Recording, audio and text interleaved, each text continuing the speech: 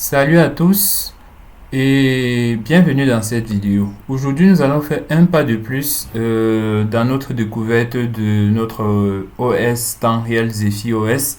Et aujourd'hui, nous allons flasher notre premier exécutable, notre premier binaire sur une cible hardware. Pour l'exemple, nous allons utiliser la Nucleo G071RB de chez ST Microélectronique ainsi que sur la NRF 52840DK de chez Nordic Semiconductor. Donc, si vous avez bien réalisé l'installation selon votre OS, normalement vous aurez pu faire un West, vous aurez pu faire briller la LED qui se trouve sur votre carte. Et l'idée, c'est qu'on puisse expliquer cela plus en détail pour que vous compreniez ce qui se passe réellement. Déjà, si vous avez tout bien installé, vous devriez normalement avoir un fichier Zephyr Project. Et ensuite, il doit avoir le fichier principal sur lequel on va beaucoup travailler et qui contient l'ensemble des dossiers et des informations dont on a besoin pour flasher notre binaire dans la carte. Il y aura des modules externes et des tools. Donc, je reviens. Là, on aura bien nos tools, notre Zephyr, on a bien notre projet, la Zephyr Project, on a le point OS et on a Zephyr Project là. Les autres dossiers, ne vous inquiétez pas. C'est juste, j'ai mis ça juste pour des fins personnelles pour cette formation. Donc, ce qui va se passer, c'est que nous, on va vouloir builder et flasher. Et là, ce qu'on va faire, c'est toujours aller dans la documentation en ligne pour savoir comment on fait pour faire du build et flasher. Donc, ce qu'il faut déjà savoir, c'est que pour faire cela, on va utiliser la commande WES. Comme je vous ai dit, c'est un outil de ligne de commande indispensable lorsque on utilise Zephyr. Donc, ce qu'on va faire, c'est utiliser quelle commande? C'est cette commande en fait. West build -b bot et on donne le chemin vers notre dossier, vers le chemin vers notre application en fait quand on veut générer le binaire. Donc ce qu'on doit faire, c'est quoi? C'est dire, on va dire pas à pas west build. Maintenant, qu'est-ce qu'il nous manque? Si on revient, la carte, on va donner le nom de la carte. Et pour donner le nom de la carte, il faut donner un nom de la carte que reconnaît Zephyr OS. Et comment faire cela? Du coup, on va naviguer toujours dans notre dossier Zephyr. Puis, on va se rendre dans le dossier bot. Le bot va contenir l'ensemble des cartes supportées, des microcontrôleurs supportés par Zephyr OS. Et ici, j'ai dit pour l'exemple, on va utiliser des cartes de chez ST Microélectronique.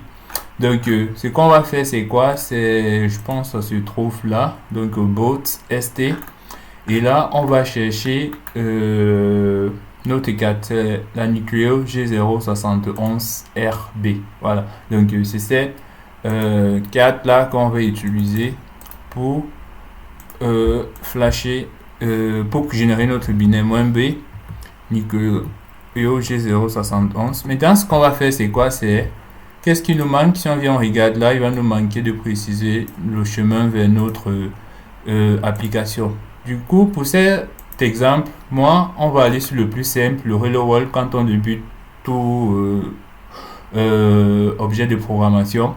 Voilà, on va aller dans Simple et on va prendre le Hello World. C'est vraiment simple, minimaliste et ça permet de mieux comprendre les choses. Donc, déjà, ce qu'il y a à savoir, c'est que une application Zephyr aura toujours la même ossature.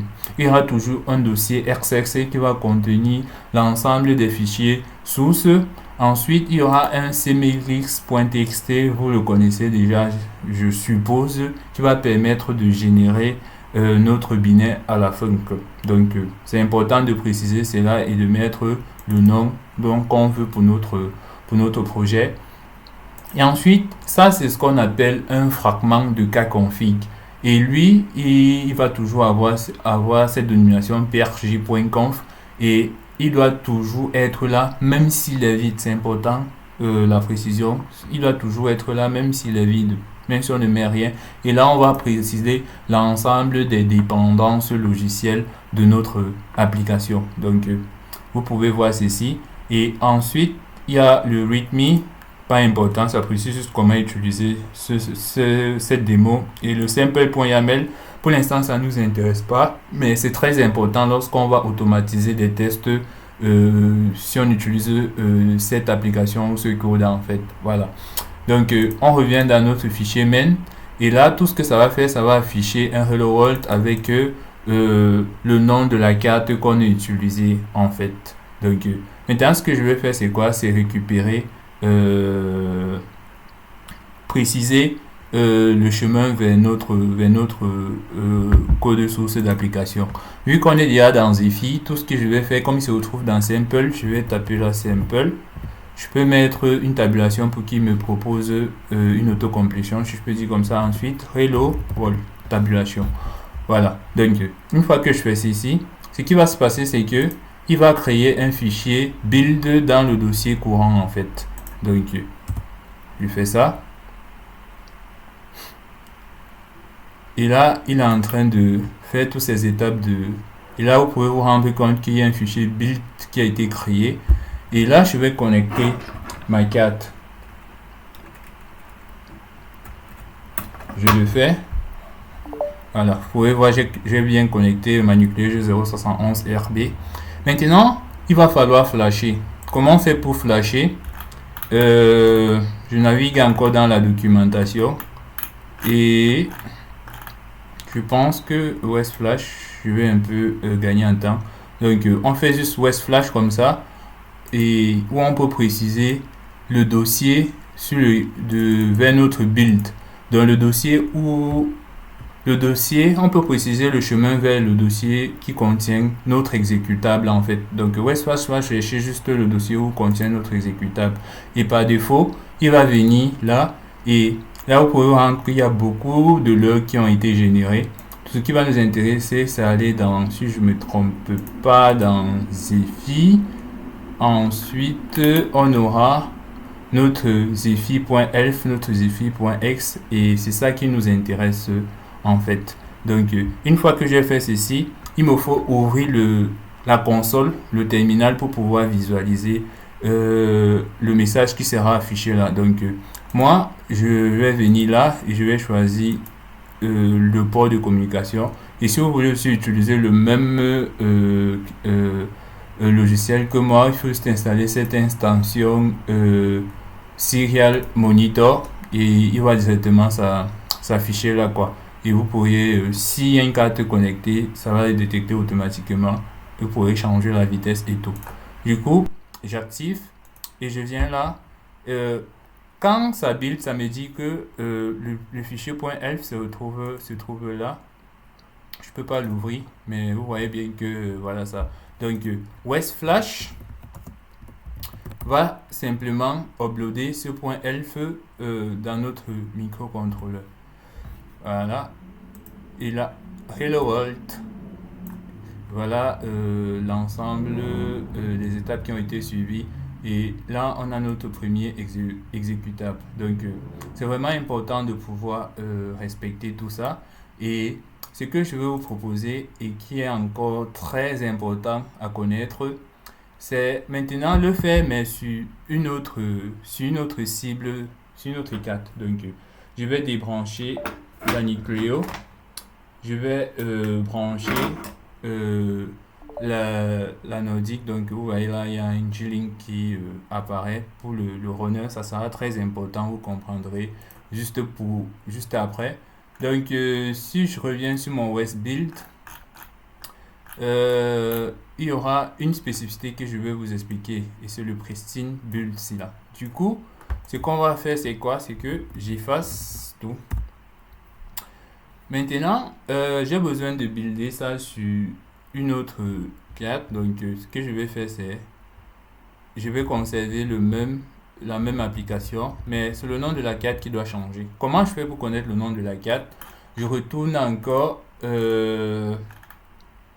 dans le fichier dans le dossier bot. Et comme je sais que c'est une nordique, je vais aller chercher une nordique. Elle se trouve là. Et comme je l'ai dit, c'est une NRF 52840. Voilà. Donc, la spécificité avec NRF, c'est que il y a plusieurs socs en fait.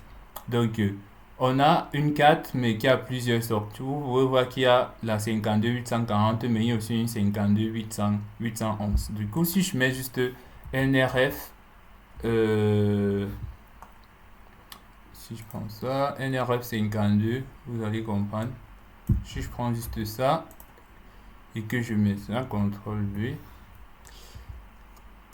je build, vous voyez que là, ça me dit qu'il y a un problème qui est déjà le dossier build. Il y a un souci avec le dossier build parce que ça a vu une target nucléo G071, pourtant je lui ai précisé une NRF. Ah, désolé aussi. On va effacer ça. Voilà. Du coup, ça me met toujours la même erreur. Le truc, c'est que il faut maintenant, en quelque sorte, mettre à jour le dossier build pour qu'il y ait plus cette, ça génère maintenant un nouveau binaire avec comme cible la NRF 52. Voilà. Du coup, comment on fait ça? Il y a ce qu'on va appeler le pristine build. Et ici, le pristine, c'est que ça va faire quoi? Ça va d'abord supprimer le dossier build et en créer un nouveau. Voilà. Et là, on peut faire deux tirets pristine ou on peut juste mettre -p. Donc, pour moi, généralement, je mets le -p chaque temps. Donc, du coup, en mettant -p, voilà. Là, il n'y a plus cette erreur. Il y a maintenant une nouvelle erreur. Ça me dit que le nom des cartes valides, c'est quoi? C'est soit tu précises la 840 DK avec son socle associé, soit tu précises ça avec son socle associé. Donc, vous pouvez voir que ça se répercute là. Donc, c'est important de faire et de préciser le socle. Un peu comme c'est mentionné ici là dans la carte en fait. Donc, c'est cette spécificité que je voulais vous montrer parce qu'il y a plusieurs cartes qui peuvent avoir, une même carte peut avoir deux socles. Donc, ça sera deux versions différentes et c'est important de bien faire la distinction. Donc, si je précise ça maintenant, donc je récupère, ce qui m'intéresse c'est ça, le West Build et je compile. Voilà. Vous voyez, là maintenant, il est content, tout se passe bien et voilà, ça m'a généré mon point elf qui se trouve ici. Donc, une fois que ça t'est fait, maintenant, si je fais un West Flash, ça me met une erreur. Ça dit, il y a un problème de NRF util not found. Du coup, il faudrait que je précise un autre runner et par défaut, G-Link, par défaut, les Nordiques ont des runners G-Link. Donc, ce que je vais faire, c'est pas un simple West Flash. Je vais faire ça, mais je vais préciser que le runner, c'est plutôt moins R pour runner.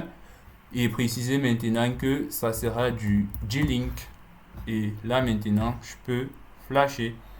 Et quand je flash, si je viens là, je vais choisir le 0. Voilà. Bon, c'est déjà passé vu que ça ne tourne pas indéfiniment. Je reflash à nouveau. Et là, Hello World avec le nom de la carte et son socle associé. Donc, je pense que si je viens dans West Flash là, on va là, vous pouvez préciser le runner. Voilà. Donc, c'est exactement cette commande que j'ai utilisée lorsqu'on utilise des targets nordiques semi-conducteurs. Voilà. Donc, voici un peu comment on se met pour pouvoir réaliser, flasher, générer notre binaire et ensuite flasher dans notre microcontrôleur cible. Donc, qu'est-ce que je pourrais encore préciser? Ce qui est aussi important, c'est de pouvoir connaître ce qui se passe pendant les opérations de build. Donc, ce qu'il va faire, c'est d'abord de sélectionner le fichier source. Ensuite, CMake va prendre la main de ce que je peux voir Ensuite, il va chercher la carte. Il dit que, ah, ok, j'ai trouvé la carte avec son socle associé. Maintenant, ce qu'il va faire, c'est quoi? Il y a le device tree compiler. Il va pouvoir générer le device tree. Et le device tree sera maintenant le point d'entrée euh, pour générer le point elf. Où est ça? Où est ça? Voilà, pour générer le point elf. Donc, s'il faut résumer, je détecte d'abord mon application, ensuite c'est mettre prendre le devant. Il y aura une génération il y a une génération du device tree. Et une fois que le device tree est généré, on va maintenant générer le binaire de l'application. Voilà. Donc, voilà un peu en gros ce qu'il faut savoir d'entrée de jeu pour pouvoir générer nos fichiers binaires et flasher dans des micro-contrôleurs. Voilà. Donc, ceci, c'est important de connaître qu'il y aura toujours cette ossature. Vous pourriez voir ça. Si je prends maintenant un exemple pour faire briller la lettre qui se trouve sur notre carte. Donc, ce qu'on va faire, c'est quoi? C'est maintenant, je vais changer juste le répertoire. Maintenant, ça se trouve où? Dans Simple, Basic, Blinky. Voilà. Donc, je vais choisir Simple. Je vais dire Basic. Ensuite, je vais mettre Blinky. Une fois que je fais ça, ça va maintenant commencer à compiler. Ça compile. Donc, il y a les... Donc, vous voyez, en premier, il génère le DTS. Ensuite, il y a les cas config pour voir quelles sont les dépendances logicielles. Et à la fin, il me génère mon point elf. Donc, une fois que ça est fait, ce que je peux faire, c'est que je vais flasher. Et quand je flash, on peut voir maintenant que la LED s'allume, ça s'éteint, s'allume, ça s'éteint, s'allume, ça s'éteint. Donc, notre exemple marche plutôt bien.